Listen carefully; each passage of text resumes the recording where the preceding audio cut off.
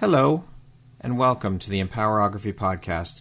This is a platform created for women's voices to be heard and a place to share their stories, journeys, and successes with the world for the purpose of helping other women who might be on similar journeys. We are empowering women one episode at a time. I'm your host, Brad Walsh, so kick back, grab one of your favorite beverages, and enjoy the stories.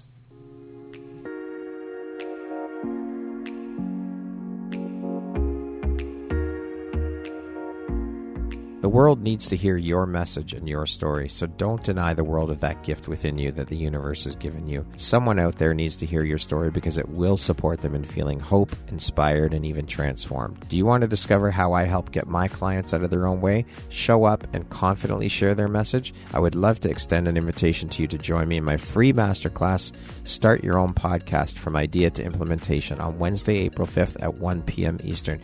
You can find the registry link in the show notes. Hope to see you there. Hello there, Brad Walsh here, your host of the Empowerography Podcast. Today, my guest is Jeannie Sanders. She is the CEO and president of Practice of Positivity Corporation, the founder of G.R.I.T, a motivational speaker, leadership trainer and consultant, a philanthropist, a wife, and last but certainly not least, a mother. Welcome, Jeannie. I am so excited and happy to have you here. How are you doing today? I'm doing really well. Thanks for having me. This is very, very exciting. Very exciting. It is my pleasure and my honor. I am so excited to jump in and share all of the beautiful magic that you shine out into the world. So with that being said, let's get started. Wow, it's exhausting thinking about all those titles and hats that you wear. Quite a resume. How do you find the time for all of this, and how do you prioritize, and how important is prioritization in organization to you? So if you're exhausted, I'm equally exhausted. No, I 100% believe in prioritization, and I think it's imperative to prioritize. I do. I've been working on it. Hopefully, as I've gotten older, you have to prioritize, I think, differently and better. But I learned probably in my 30s to be which I know is probably a common answer, and that's what people say. And we know we have to be intentional, but it is tough sometimes, obviously, as a wife. And I love my family. I love to be with my family. I love my friends. I love my work, and I love my kids. So you have to prioritize. And I have learned to be more and more intentional, and I'm not afraid to say no. I'm not afraid to say no, and I think that's really important. That is for sure. I think that's key, is that little two-letter word. It's so big. It carries a lot of weight, and we need to realize that it's okay to say no, and that no is a complete sentence. You don't have to explain afterwards, which we find the need to do all the time, right? No, because I got this going on, or no, you could just say no, and that's okay. And you can say it politely too, right? Yeah. It doesn't have to be combative or controversial. It's not a negative. Yep. It's just no, and that's what it is. And it's funny, my dad always says, you don't have to explain to friends, and enemies won't believe you anyway. There you go. Wise man. And it's true, right? You don't have to explain to your friends. They're like, they understand. They got it. Absolutely. So, and another visual, many years ago when I was working for Siemens, I was the chairman of our women's group, and we invited a woman named Monica Wofford it was, I don't even know, 15 years ago now, and she came to speak. And she talked about contagious confidence. And one of the things she said, she gave us this visual of, if you're always the yes person, if you're the yes girl, you look like a bobblehead. Who wants to look like a bobblehead? I said, that's a great visual. It is. That is very true. Yes. Thank you for sharing that. You're welcome. I'm very curious, with you being a serial entrepreneur, wearing multiple hats, what does your morning routine look like? Oh, boy. So I'm in Florida right now. I'm here for the summer with my two girls. I have my 21-year-old stepdaughter and my 3-year-old. So my routine has changed a little bit because I'm not in my home environment. When I'm at home, I have a pretty exact schedule. I wake up between 6 and 6:30 every morning. I have about an hour and a half before the little one wakes up. And I have a literal routine. I do the Keurig, I shut the lights off, I do all of the things around my house, let the dog out, all before picking up my phone. I don't pick up my phone, I don't look at my computer or my emails or text messages until I've done all that. I do some sort of thanks, whether it's a quick devotional or a little prayer, read a Bible verse, or I just have my moment. Here, I sit outside, say thank you, watch the waves, have my coffee, and then I go. So, but I do think it's important because I know these days, right, we want to pick up our phones so quickly. Yeah. And I don't do that. I think it's a good way to start the morning and keep my head clear. That's great to have that self-awareness to do that, though, because you're right. We do. We get sucked into that device, and then it's scrolling and looking at email. And then before you know it, an hour and a half has passed by and you haven't done shit. Right. Exactly. Right. I mean, because you can get stuck. Yeah, absolutely. Even if it's just messages or emails, I mean, you can get stuck on that, but you need that time in the morning. Absolutely. For sure. I would love to know what you were doing for a living before you made the jump into entrepreneurship, and what was the catalyst for that shift for you? So I spent 21 years with Siemens. I started when I was 20 as a co-op student. I was working across the street, or I was going to school. I was at UCF across the street, and I'm 20 years old, and I started as a co-op student in purchasing. I had an HR manager walk over to me and he was like, you need to be in the sales and marketing development program. He brought me in and I was one of 16 at the 11th hour who joined the program. And I spent several years in field sales. I went down to Jupiter and I was the girl in the safety goggles and hard hat and steel-toed shoes. I ran around power plants for a few years. And then I came back up to corporate in Orlando. So I grew up in power generation. Lots of changes happened, but I had a wonderful, mostly a wonderful career. Worked with amazing people, had great mentors. I worked for the president of sales and I ran sales operations towards the end of my career. And that's really where, and you'll probably ask more of this later, but that's really where I started to find my desire and love for working with people. Mm-hmm. So I was sales operations and I was doing a lot of the headquarters sales related activities and more of the boring stuff, if you will. But then I was working in training and development programs. I implemented a bunch of different trainings and things like that. And I found I just absolutely loved it. Started speaking at different things. I worked with UCF to start a sales engineering program. And so I did a lot of speaking at UCF and that's what I did. It was probably it was 16 years into my career that I was actually in Washington, D.C. I was at the White House, was invited by the head of the Joining Forces campaign for Michelle Obama's team at that time. Yeah. And we went and talked about hiring veterans into the development program that I was managing. And it was at that time that the head of HR had asked me to move over and run strategic programs for the U.S. So I made a big shift in my career, 16 years in sales, and then I jumped into HR for the last 5. Wow. And so what was the catalyst for you leaving that and moving into entrepreneurship? So it's very interesting. So I'm a big believer in mentors. I joined a mentor program at Siemens very early on and kind of grew in the mentoring world. And so I had an executive mentor. I was nominated as a top talent at Siemens. And I had an executive mentor and he started encouraging me. He said, I really think with all of your experiences and everything that you've done and your transitions and just working in male-dominated environment and running diversity initiatives, that you could really give back to others. And so I kind of sat with that and it didn't become real until I met my now husband and moved to Nevada. And I was working for a global manager at Siemens. And then all of our positions were eliminated. Wow. So not all of them, but a lot of them. Yeah. And I don't talk about that enough. I don't talk about that. I just say my career was done with Siemens, but all of them are pretty much eliminated. And Steve really encouraged me to start my own business. And he said to me, I remember the day, he goes, you work like an entrepreneur. You're up at midnight, 12:30, 2:30 in the morning, 5. You work like an entrepreneur. You should work for yourself. So that was really the catalyst. I think if I hadn't kind of been nudged by so many different things, I would have been comfy cozy for a while in my corporate job. So that was June of 2019. Wow. So what drives, motivates, and inspires you to keep going and excelling at all that you do, Jeannie? Oh, boy. Well, I have a lot of energy, but I will say I learned a lot. My mom is one of my biggest heroes and one of my biggest mentors and role models.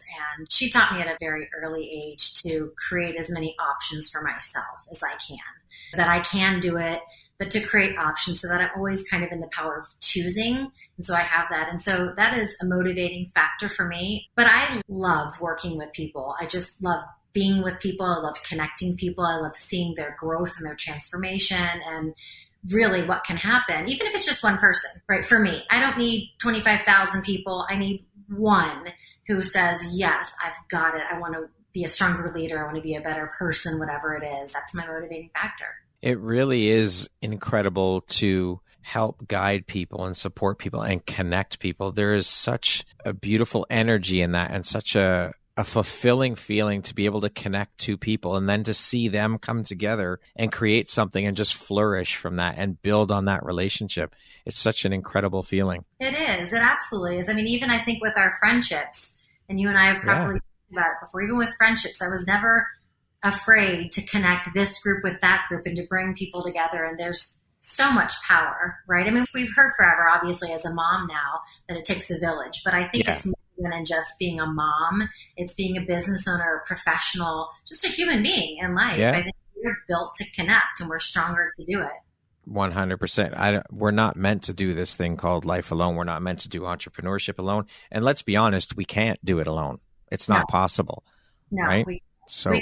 Community is so important and integral. It is the foundation for everything that we are as human beings. Again, in business, in life, we need community. Absolutely. So, and that's what we're trying to do. I mean, that's what I try to do, whether it's working with a company on culture or their training or really our GRIT programs, to get people together, to get them outside, to get them moving, pushing the comfort zone, and really transforming in that way. Now, as mentioned, you are the CEO and president of Practice of Positivity Corporation. Can you tell us a little bit about the company and when you started it? Sure. So I started in 2019. Perfect timing before I found out I was pregnant and we had a global pandemic. You can't make this shit up. No, you can't make it up. No. So I started in 2019. I found out in December that I was pregnant at 43. And then, of course, COVID came in 2020. But I started it. I said, I really am I call myself a realistic optimist. It's not fluffy. I like not just positive thoughts. It's positive doing. I like action. I'm always action speaks louder than words. So, and that's kind of how I came up with it. It's not just perfection of positivity, and there's power of positivity. We see that out there. I 100% believe in, but I think for me, practice of positivity, it's in line with like practicing piano, practicing football, practicing medicine. We're all practicing to do what we can do. So that's why I started. And I really wanted to build on, I mean, I did a lot. I had a great career. I did a lot at Siemens. I didn't just have a corporate career. I was involved. I tried to get involved as much as I could with all my volunteer opportunities. And so I do have a lot of tools, and I don't reinvent the wheel. I like to ask questions and figure things out and use what I have. And so I've brought all that with me, and I use that now in my world. And so I wanted to bring what I've used and what people taught me and the lessons and pitfalls and all the things that are and share that with other people. And so what is the focus of the company? What exactly is Practice of Positivity all about? What do you guys do? So the three pillars of my company are culture, connector, and courageousness. So everything that we're talking about is really in those three areas. So it's working with companies or their company culture. If you're having a leadership problem or motivational problem, working with a company to figure out what's exactly going on and how we can pinpoint that. And if there's trainings or anything that we can do in line to get back on track, leadership training, and then, of course, our GRIT programs. Now, with you working in leadership training and development, Jeannie, what is it that sets you and the work you do apart from other leadership trainers? Why would they choose to work with you as opposed to someone else? So I think it's a good question because there are so many of us, which I think is okay. I don't think that you can saturate, right? Just like with, attorneys or doctors or whoever it is. I don't think you can saturate. We all have something that sets us apart. So for me, I think number one is in fact my 21 years at Siemens. I think moving from sales and transitioning into HR and kind of growing up in a business and working in a male-dominated business, I bring a lot to the table. That's just, I want to start a consulting business and be a trainer or a consultant. Not that's wrong at all either. I think awesome if people want to do that. But I have that background that I can say, I have that experience. Let me share with you what I learned. And so that's number two is I genuinely try to bring to the table optimism and fun. And many moons ago, before Barbara Stanley was a shark, before she was on Shark Tank and Fox News contributor or whatever, I actually saw her at a leadership conference in Orlando. And I remember her saying she always tried to incorporate fun. She would ride in on a horse in her meetings. Who does that? Barbara Stanley. How much fun, right, to incorporate that. And so what I have found is a lot of people always say, most people will kind of give me the feedback that it was a positive experience and it was fun, uplifting and motivating and fun. And that's what I think differentiates me from other people too. Love it. What, in your opinion, then, is the most important skill set or quality in a leader?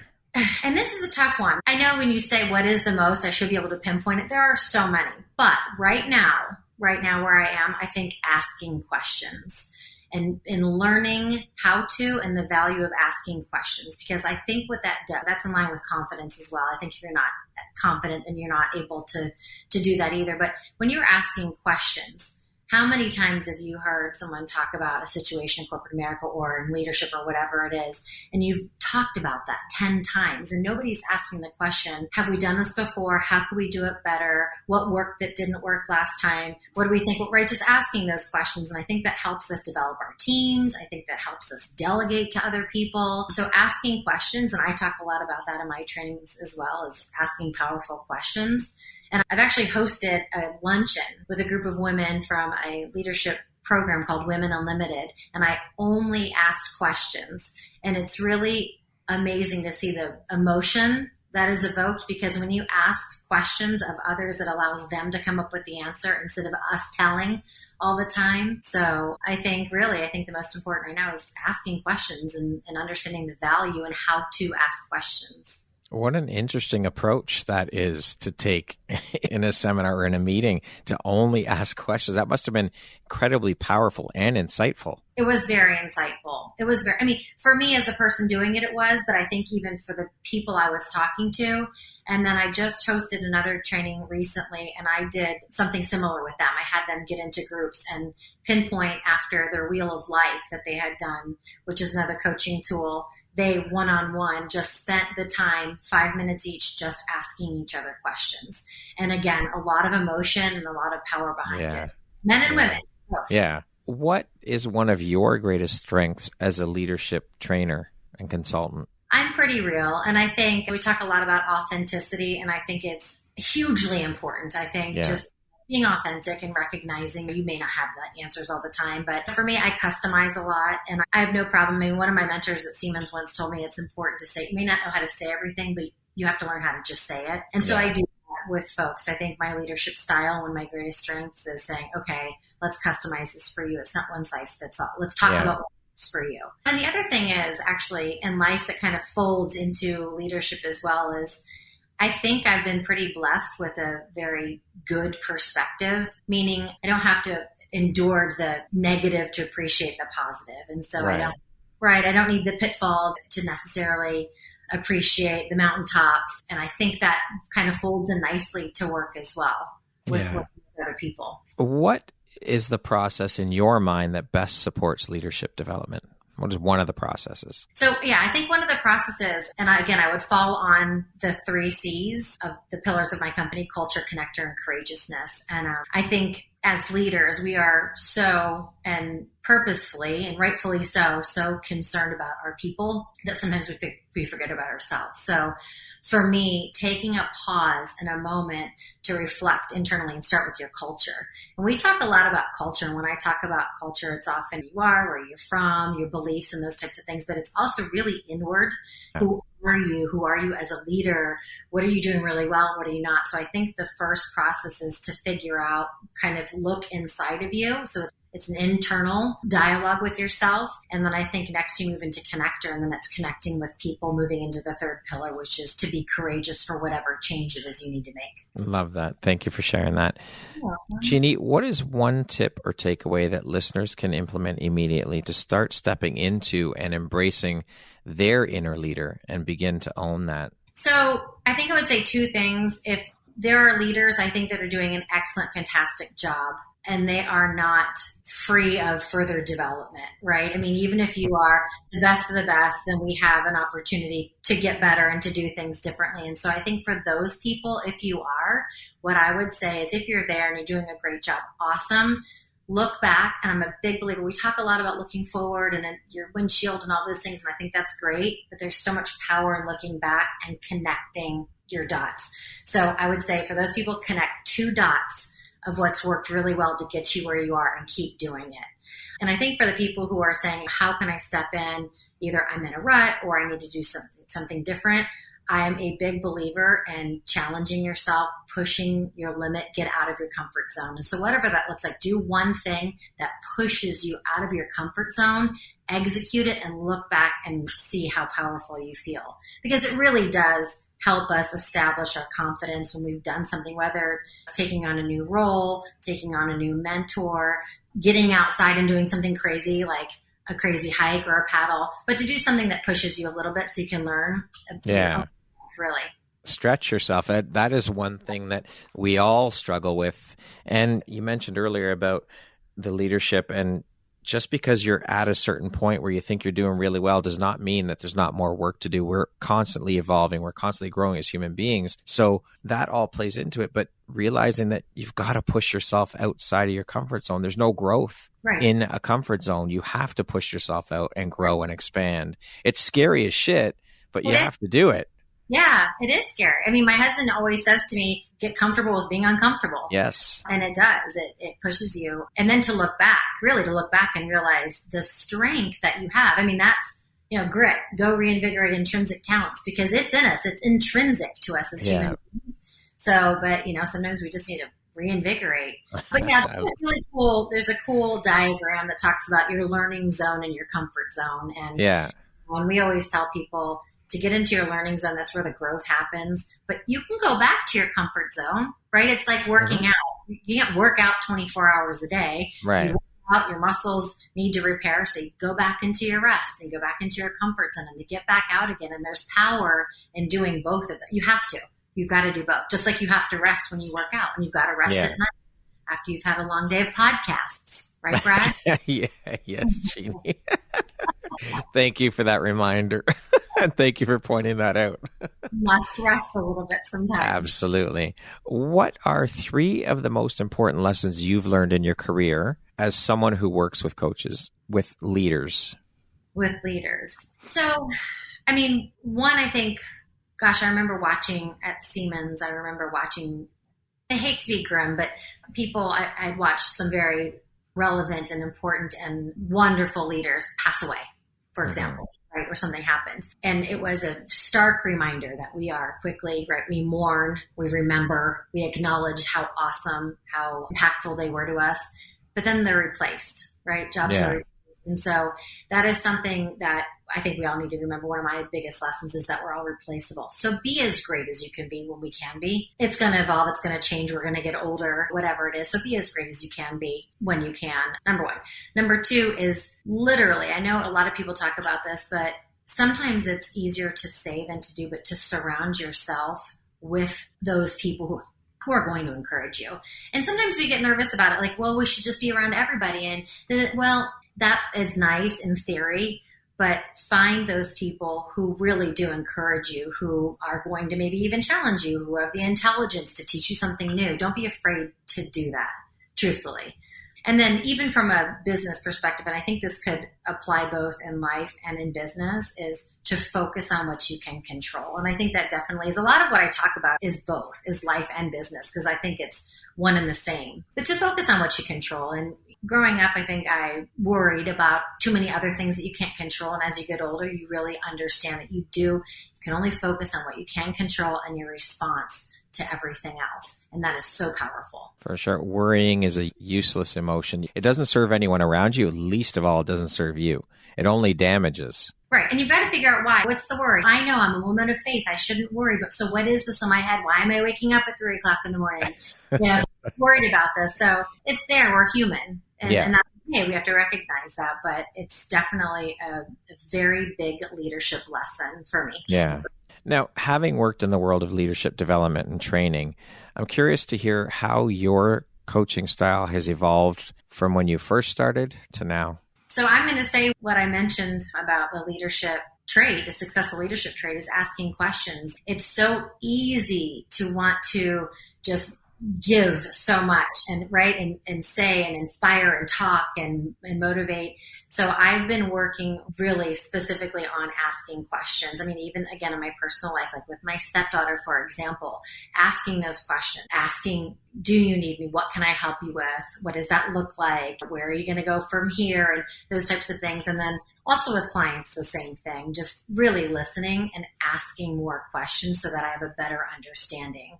So it's like the 80-20, right? It's front end loading, making sure that we're front end loading things a little bit specifically, and then execution is that much easier. I love it. Yeah. Now, you having worked with so many CEOs and leaders and innovative minds in leadership, I would love to hear your thoughts and opinions on what the difference is between an expert, a regular leadership, and thought leadership. I also would like to know yours. Oh, you're going to turn it around on me, are you? Yeah.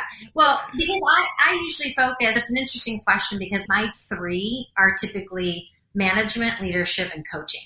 And those are the three areas that I talk about more than expert. I would say specific, regular, expert, right? If you're looking at a triangle, I think specific leadership is very specific. There's one area of focus. One area of focus. Yeah. And then you kind of move down to a more broad, ask questions, get feedback, and then hear your expert level, which I'm lower, but it's broader. Expert level, then you're focused on empowering other people. So you probably are a specific, you've got an expertise, you probably are regular because you're getting feedback from your people. And now you're moving to empowering. You are very comfortable. Giving back. Yeah. Giving back. And like you said, asking questions is such a huge piece of all of that. I think that falls under all three categories, is asking those questions and not being afraid to ask for help or for support from your team either. Just because you're a leader doesn't mean that you know everything or you have all the answers. And I think that is probably one of the biggest things about leadership, is that you know that you're not going to have all the answers, and you can lean on your team. That's what they're there for. You're not perfect. Absolutely. So let me share this story. I just did a GRIT program in Nevada, and we hiked for probably about 8 hours. We hiked the Gold Strike Hot Springs down. We paddled, hiked back up. We had 5 30-pound stand-up paddle boards on backs. We assigned accountability partners, and this team of 25 passed the backpack back and forth. And I had the CEO, 5 C-suite executives, and the rest were professionals and managers. Right. And so they were all together. They all did this. And one of the executives on the return was, wow, I mean, I'm feeling very emotional about this. I'm learning. I don't ask for help. And I said, would you share your story tomorrow? And he said, absolutely. So the next day we started our day with a debrief, about an hour and a half. We really got into it. And he stood up and really was very emotional on asking for help. And he had one of his employees in there, and just to watch the emotion from both of them, he is the executive who hadn't asked for help, and the employee that he asked for help, he was like, I need you to carry this backpack. Can you please help me? And the power that the employee got from his manager, this executive, asking for his help. So this individual said, I'm going to go and get on an airplane, and I'm going to go apologize to my wife for not asking for her help for the last 30 years. And it was like, it was so great. That's transformational. Right. So just to watch the emotion when someone who never asked for help learned how to ask for help, and it was beautiful. I just posted about that yesterday, and we are so often conditioned to believe that you have to be strong and you have to have all the answers. You can't ask for help. You've got to do it by yourself. But I think that's a weakness. I think the strength is in realizing that you can ask for help and it's okay. But because of conditioning, it's so very hard. It is. And I think, again, as a female, I grew up that way. I feel like even more for me, I took on a lot, and I'm a female. I'm in a male-dominated business. I can't ask for help. I need to figure out, I need to do this. I need to have the strong face on. And I cried one time at work in 21 years. But then you realize you grow out of that and evolve into understanding, lean on your people. 100%, lean on your people. And it's okay as a leader. You have to know that. Yeah, and I think that's the best. I mean, I think if you asked what leaders need besides asking questions, and it's really that confidence. And when you establish and you have that confidence, and you really, I think, can lean on people more, because you are, it's more than vulnerability. I mean, you recognize that, but you are confident enough to say, I know that I'm smart, I know I'm capable, but I also doesn't mean I don't need help. That's you can right. help and be okay with that and still be an excellent, very successful leader who motivates and empowers other people. And in fact, I think you do it even better when you do that. 100%. Which I'm learning. I'm learning the more vulnerability. I've never been a vulnerability person. And I'm trying to kind of get into that a little bit more. And that is a beautiful thing too, because when you as a leader share your vulnerability, it lets your people know that, hey, wait a minute, Jeannie's vulnerable. It's okay for me to be vulnerable too. It's a permission slip to others that, hey, I can stand up and share my vulnerability too. So there's a ripple effect there. When you do that, you're setting an example. Absolutely. And when you're allowing people to your point, to be more comfortable. So now they open up and you can get in their heart, mind, and soul of everything else that's happening in their professional and personal world.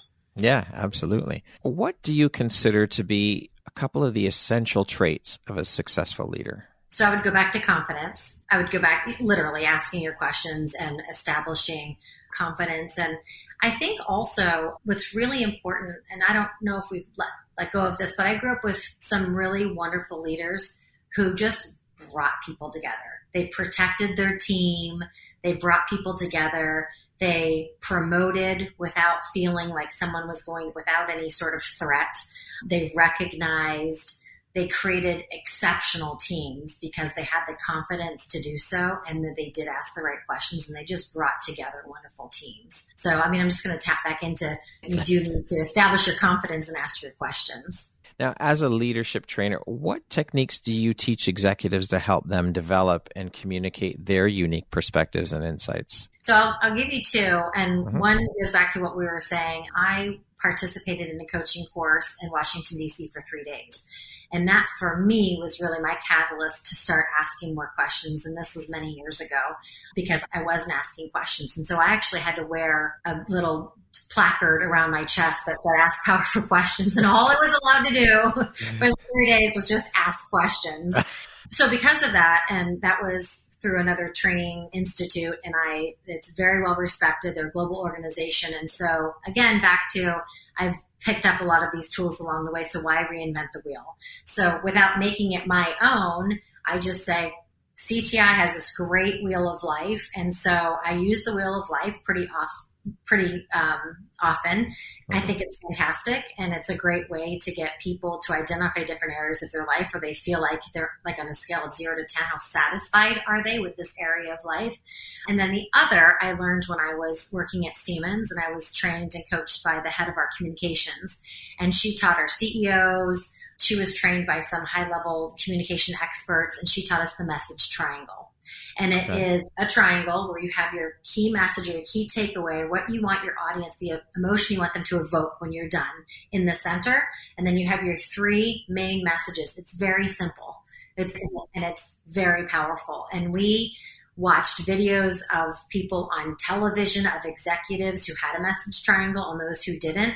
And it always helps you come back to your center message or your emotion that you want that audience to leave with, whatever that is. So the message triangle and the CTI wheel of life are 2 that we use pretty often. Very cool. What are some common misconceptions that executives have about leadership development, and how do you help them realize the importance of ongoing learning and skill development? So I've been pretty fortunate. I feel like people who end up in my circle are already in it, right? They're like, we know this is great. We know the power behind this type of leadership training. We know what it's like to get out of your comfort zone. Like, we're all in. Get us dirty. Make us uncomfortable. We're ready. This is push us, Jeannie. All right.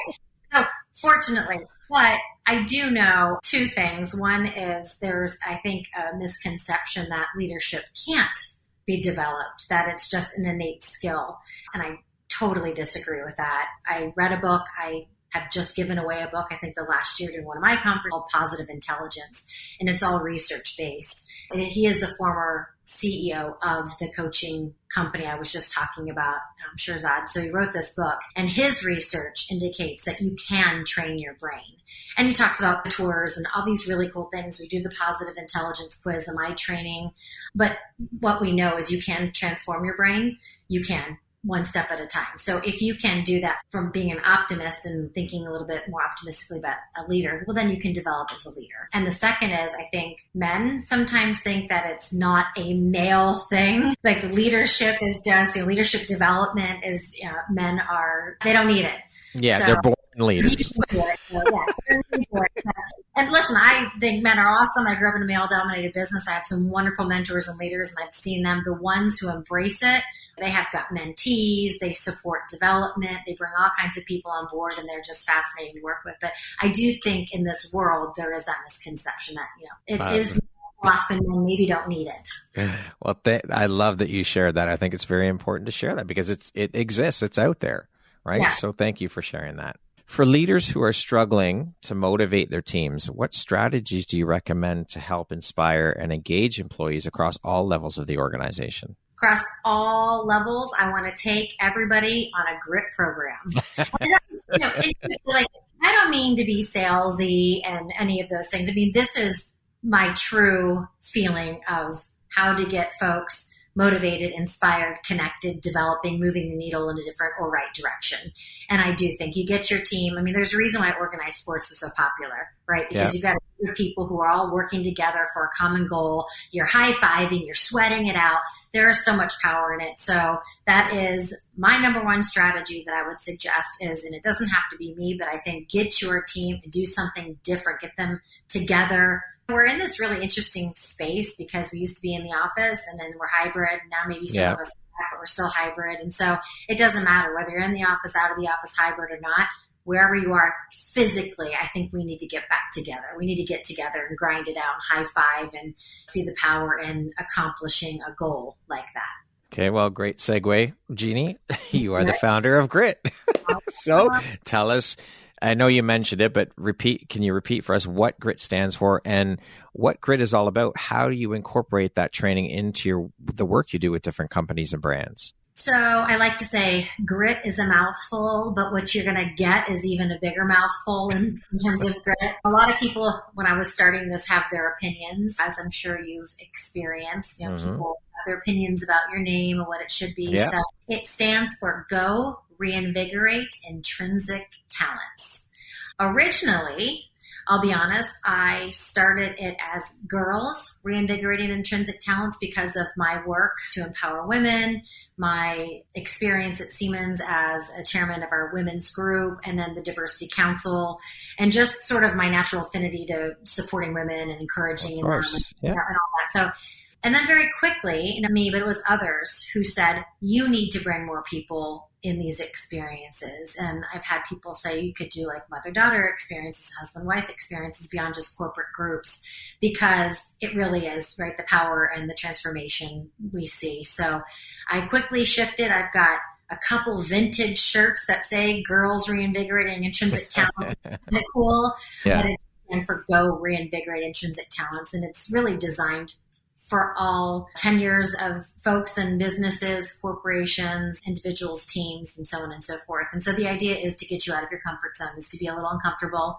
There is always somebody who falls down, who is always angry with me or frustrated at some point, and then everyone comes back full circle. And whether, I always say, 3 hours, 3 months, 3 years later, you find your strength and your learnings, your lessons learned from participating in something like that.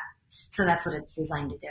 And so what are some of the things that you do? Like what types of activities do you bring these companies out on, these people, these leaders and so forth? So we can hike, extreme to simple. We just completed one which included 7 ropes obstacles where you had to kind of navigate down the ropes and then back up the ropes. We're doing one in October, which is kind of a more simple hike. But hiking, paddleboarding, we're going to do some rappelling in October, taking our Can-Ams out in the desert and driving really fast and doing figure eights and fun stuff. Sounds like fun. Target shooting and skydiving, all of the above. Do you have a list of activities that you provide for the companies, or do you take suggestions from people, or how does that work? I take suggestions. So the first thing I do, I always do an assessment with everyone who's thinking. So I do a 1-hour assessment. We always talk about fears, phobias, allergies, and anything like that. So I know if someone's had a rotator cuff surgery or they're afraid of something. Usually if somebody is afraid of heights, that is a cue to me to do it. Because I want them to lean on their people and their team and listen. They're going to be okay. Safety is my number one concern. I implement safety first and then fun. So you're always going to be safe. I employ awesome people to work with me, whether it's my husband and his former military folks or other experts in the industry. But yeah, I always do a 1-hour assessment. I talk with the leaders. We talk about what they're facing, what's working, what's not working, what they think will be significant for their team. So there's never really a one-size-fits-all. You always have somebody who wants to do more extreme, people that want less. And sometimes you have to fit. Let's play it safe over here. Sometimes you play it safe. And that goes back to when you asked me about my leadership style. Again, I grew up 16 years at Siemens in sales, and I called on customers. And so I'm very customer focused, and I believe in listening to my customers and giving them something that's customized for them. So we customize the experience. Love it. Yeah. What inspires or lights you up the most about the work you do? Well, I think I've said it. I love watching people complete some type of leadership training or a GRIT program with just an exhausted smile of that was awesome. I can't believe I did it. Again, this last program, I did a 30-second overview of what they felt, just to hear these people in raw. They didn't know I was going to interview them. What did GRIT mean to you? And 95% of them said, my husband's so proud of me, or I can't believe I did that, or it was so powerful for me to get through that. So it really is to watch people grow and establish confidence. I want people to live the best lives they can live personally and professionally. And if I can do that by taking people out and hiking and climbing and doing fun things, then awesome. What an incredible thing to be part of, though, to help people realize that they're capable of something. Like, the power in that is just phenomenal. And the feeling of gratitude to be able to do that for someone is just unbelievable. It's pretty awesome. And it really started kind of organically. My husband is a former Navy SEAL, and he's an avid all of the above. And so he started doing that with me. I mean, he threw me into some situations where, quite frankly, I was pretty terrified. I can imagine. I remember some hikes, and I was looking at him, and I was like, me, a small wire, and then the ground, 800,000 miles down. But I trust him. I trusted him. I got out of my comfort zone, and so it really started organically. Obviously, you do your business due diligence, and you figure out who's doing this and who's not. And I remember doing my research, and there was really no one that was doing this. There actually is another company in Canada that does something similar. Okay. Yeah, something similar. But Cadillac had reached out fall of 2019. They had been doing this for about 5 years, and they wanted something different. Well, and I remember she said to me, their event planner said, "Would you realize nobody else is doing this on the West Coast?" And I said, "I do, actually." Yeah, I didn't mean for that. It was something I love to do. My husband introduced this whole new world out in Nevada. And so it was something that we just kind of organically, we were doing anyway. So I was like, well, let's bring some people along and join in the fun. And the rest, as they say, is history. I love it. Aside from running your business, you're also big into philanthropic work, volunteering, giving back to the community. Why is doing this type of work so personally important to you? And has this always been a big part of who you are, Jeannie? I remember the day, and it was a colleague of mine when I was in field sales in the Jupiter sales office for Siemens Power Generation. And he said, "You do so much and you are so much, you really should give back." And that was literally the moment I remember I signed up to be a guardian ad litem. And I was certified by the state of Florida to speak in court on behalf of abused, neglected, and abandoned children. And that really was the beginning of it for me. I think beforehand, I was just I was under 21. So you're focused on your collegiate career and so on and so forth. So that was the moment.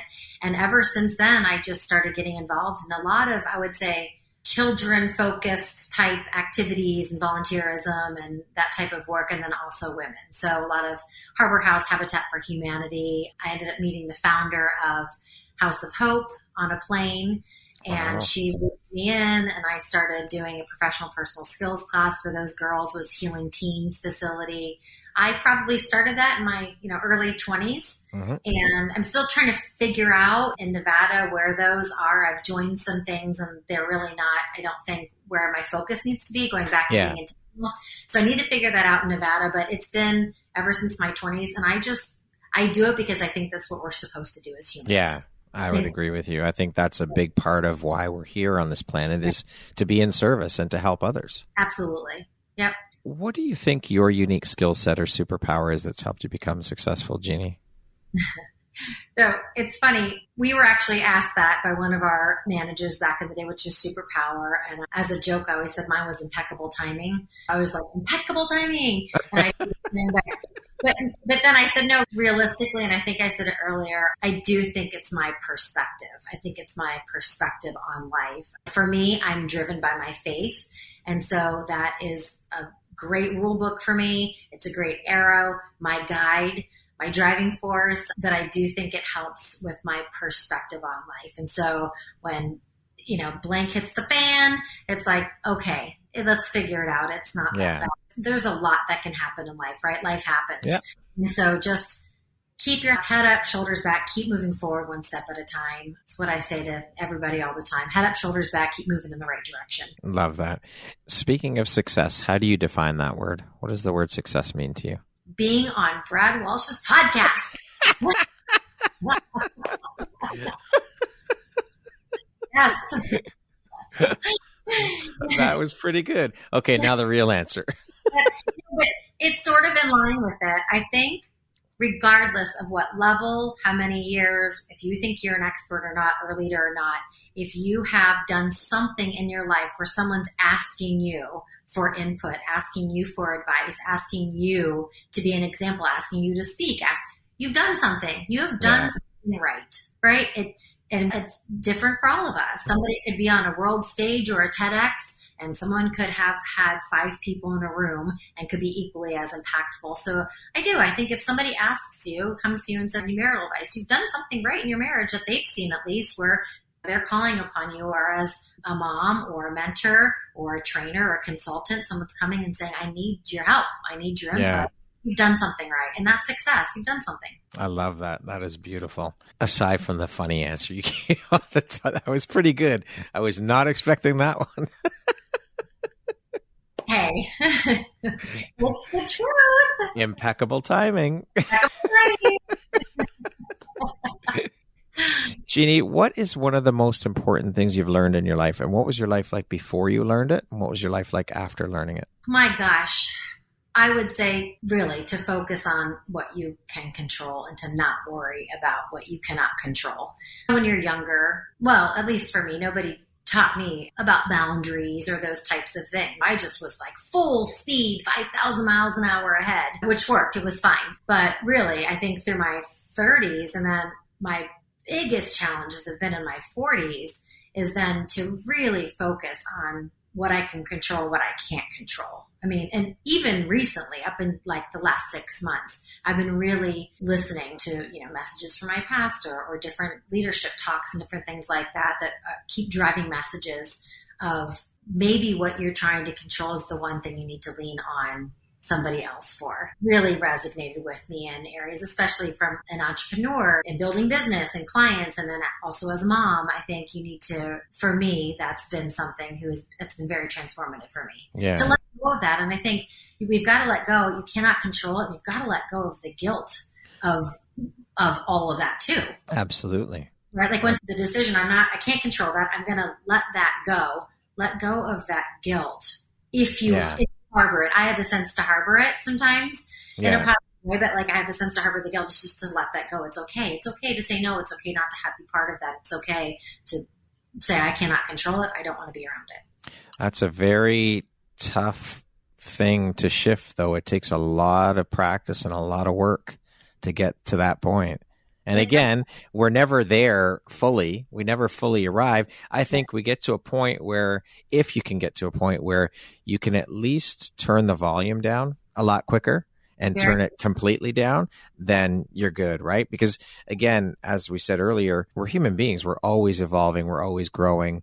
Just because we've been through the trenches and been through the shit doesn't mean that because we're on the other side of it, it's not going to come back again. It's just a matter of being able to turn the volume down. Yeah. And that's a great analogy. That's a good visual. Yeah.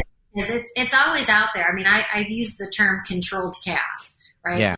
Life is chaotic. There's a lot of chaos. So how do you control the chaos? We're not going to get more hours in the day. For as many engineers I've worked with, they've not come up with more hours in the day. No one's been able to figure it out yet. So we'll have a lot of stuff to manage. So how do you control that chaos? And gosh, turn the volume down. That's it. What does the word empowerment mean to you? Oh my gosh, I love this. So I think for me, believe it or not, it kind of evolves and changes. And maybe that's a common theme with me with your input, your output, things that are going on in your life. Maybe that changes. But for me right now, empowerment is your body, heart, mind, and soul literally feel like they're having a party in your honor. It's like, right? It's just, I love that. In your honor. Think about the last time when you really did, and you walk, you're like, who am I going to tell? Who am I going to talk to? How am I going to share this information? And your body is just having a party in your honor. So that's. I love that. That is one of the best definitions I've ever heard. I love it. Brilliant. Okay, we're going to jump into a little rapid fire section here. So the next grouping of questions just be 2, 3, 4 word answer type thing. Okay.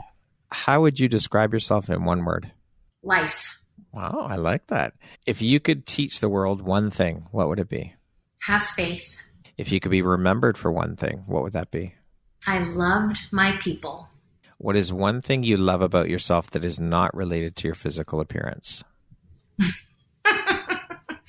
I love to sing, but I can't at all. Hey, you try, and that's all that matters. I love it.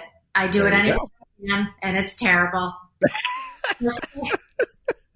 You're doing it, and that's all that matters. What is one thing you want but cannot buy with money? More time. What is your personal motto? Toot your own horn if nobody else will. Yes. That concludes our rapid fire section. You did very well. Good job. Thank you. Now back to our regularly scheduled program. What challenge?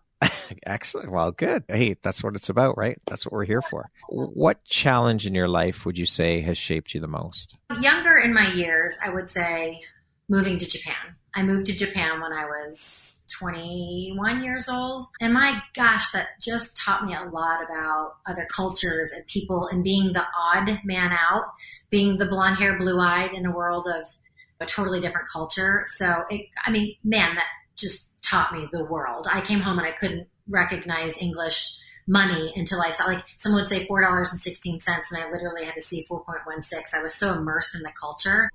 But now in my 40s, I would say my biggest challenges are I got married at 40. I inherited 2 stepchildren 3 months prior to that. So became an instant mom to 9 and 13-year-old, and then ended a career at 21 years of Siemens, started a business, got pregnant. All of my 40s. Yes. My 40s, I think, have been my biggest, but blessings at the same time. So I found it really difficult to say and to express. Man, that was a lot. It was a big challenge, but it was. But it's really hard for me, honestly, to verbalize that because I got my miracle baby at 43, smack dab in the middle of 20. So again, always trying to think optimistically, but realistically, those have been my biggest challenges, and they have taught me unbelievable lessons of just strength and perseverance and just keep moving and figuring it out. I mean, it is true. There are no rule books to any of them. Absolutely. So to keep going and one step at a time. When I used to work for the president of sales, and I remember the day he said, I'm going to give you a big job. I'm giving you this, right? And I got a big group of people that I didn't have before. And he said, just check off one thing at a time. And it is so simple. And I've given a couple speeches lately on back to the basics, and it's not a dumb it down back to the basics. It's really just stopping to overcomplicate things. So practice simplifying some of the basics. And that's part of it. One step at a time. Check it off. One thing at a time. And that's what's really helped me through this process. That's so important because using the stair analogy, when we're standing in front of a staircase, we look at the entire staircase. We don't look at it one step at a time. And that's how we should be looking at it, because that prevents the overwhelm, or will help in preventing the overwhelm. You can only do one thing at a time. So focus on one step. Don't look at the bigger picture. Right. And it's okay to take a step back and to see it and recognize Sure. That's smart. That's your end goal. How am I going to get there? What's up there? But right now, it's that next step. I did a 25-mile hike for, Trailblazer Challenge for Make-A-Wish Foundation. My knees, Brad, hurt. I'm like, what the heck? I do this stuff all the time. But my knees were so painful that literally every step was just like this jarring pain going through my knees. And I remember just going, just one step further, one step further. So in that moment, it's literally one step at a time to get through it. And I think it's also important to mention, too, that we should be celebrating as we go through each step, because we don't celebrate. We're so busy and caught up in the to-do list, checking this off, checking that off. I got to get this done. And then you don't take time to slow down. It's right on to the next thing. Take the time to slow down and celebrate, no matter how small or big the wins are. We need to celebrate. And again, this also creates a ripple effect. When we do that, it gives other people around us permission to celebrate as well. Right. It's absolutely. so important. Yeah. And so often we celebrate after the fact, or we recognize people's great lives after they've gone on, and they don't get to see the thousands of people who have come together to talk about how amazing they are. So I totally agree with you. We need to celebrate those wins and successes every single chance we get. Absolutely. What is your why, Jeannie? My why used to be Jeannie loved awards, accolades, being in charge, being the female. My why has shifted to I have people watching me now. And I specifically have stepkids and I have a 3-year-old. And so that's my why. They're watching me. I'm their example. I want to do even when I feel like taking a nap. Naps haven't existed since 1992. But no, I'm kidding. But now my why is those eyes on me to continue to be a positive role model for them. What is one lesson your career has taught you that you think everybody should learn at some point in their life? Right now, just asking that question, to learn the traveling, the beauty and the lessons and the culture and the people of travel and getting out. It can be here, it can be in the United States. That's okay too. But just to go and watch other people and see how other people live and how they appreciate or don't appreciate. I mean, I remember being in Mumbai, India. I spent 2 weeks. I was in Singapore and then Mumbai, India, shadowing a CEO of one of our global divisions. And I remember in Mumbai, there was a lot of filth in certain areas, and then some of the most welcoming, lovely people. And so I remember asking this woman, I said, everyone's so kind. And they said, well, we believe our visitors are like inviting God into our place, into our home. Wow. And so, and I just think there's so much we can learn for ourselves, and then so much we can take back to our teams and to our families and to our life and our friends and everything else from really immersing ourselves and just witnessing other cultures and how people learn and do business and act and think and live and thrive, quite frankly. Travel is such an incredible education. Truly, I think it's one of the best educations you can get. Right. Yeah, it is. Yeah. And I hope companies are investing in that still or continue to, or do again at some point in time. And I hope, people take that opportunity if given the chance. What is something surprising you've learned about yourself in the last year? I am unbelievably surprised at how relaxed I am as a mom of a toddler. I thought for sure. I mean, I laugh more with her and giggle more, and I don't take it too seriously. I don't take life too seriously. She throws a tantrum. I think it's hysterical. I mean, I probably won't when she's 13, but no, I'm really surprised on how much I'm just, as an older mom, going with the flow. Yeah. From a business perspective, though, I don't want to say I'm surprised at the grind, because that is part of what you do. But I have learned a lot as a business owner coming from corporate America, where a lot of things are done for you. Yeah. So I think over the last year, especially coming out of pandemic and continuing to push and to grow, and you probably have recognized this too, really learning how to keep that going. Yeah, for sure. If you had the opportunity to sit down and have a 1-hour conversation with one woman, any woman in the world, who would it be and why? So it would, without a doubt, forever, the rest of my life, be my mom. And she's still here, but see, I don't want to get emotional on a podcast. Okay, go. Watch, I think I've done a lot of things later in life that people did earlier in life, right? So I got married at 40, had stepchildren, babies, business, and all these things. And I have had very little loss. I haven't, besides grandparents. And so and my family is very strong. We're a very strong family, very loving family, step family, all of us. And so I watch and I hear and I listen and I learn from people so that I don't have to make that mistake. I try to learn from other people's, and I watch what people say, and they will say things like, call your mom if she's around, because there's no one else I'd want to talk to. So my mom is my go-to. I ask her about vocabulary. I still ask her about cooking. I don't navigate this morning to my kids' dance studio. My mom is my go-to. She is brilliant. She's amazing. She's loving. So it would be my mom, because I know one day she will not be here, and I will be asking for that 1 hour. If you could go back and give your younger self one piece of advice, what would that piece of advice be? Gosh, there are so many. I want to say continue doing volleyball, Jeannie.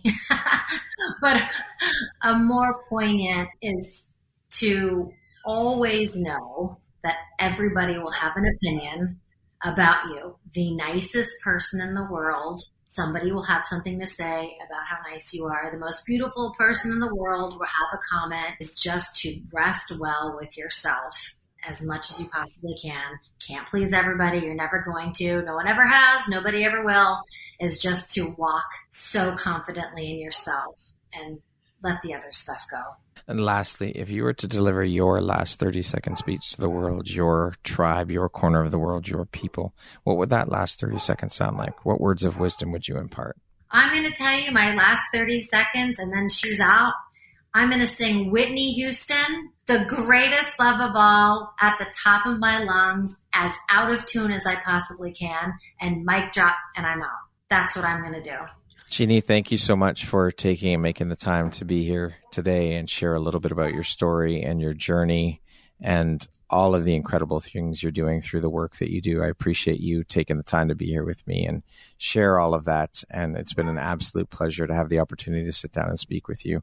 I appreciate you. Thank you, Brad. And I appreciate you. Please keep continuing to do what you do. You are absolutely amazing. I'm very thankful that I've been connected to you. Thank you. Thank you so much. Once again, my name is Brad Walsh, host of your Empowerography Podcast. Today, my guest has been Jeannie Sanders. She is the CEO and president of Practice of Positivity Corporation, the founder of G.R.I.T, a motivational speaker, leadership trainer, and consultant, and a philanthropist. Thank you so much, Jeannie. I hope you have an amazing rest of the day. Thank you, Brad. You too. Bye, everybody. Thank you very much for listening to this podcast. If you haven't yet, please be sure to subscribe, rate, review, and share with all your friends. You can find me at viseuphoria.ca and follow me on Instagram at Empowerography Podcast and on Facebook at Empowerography. Please join me next time for another inspirational story from yet another amazing woman.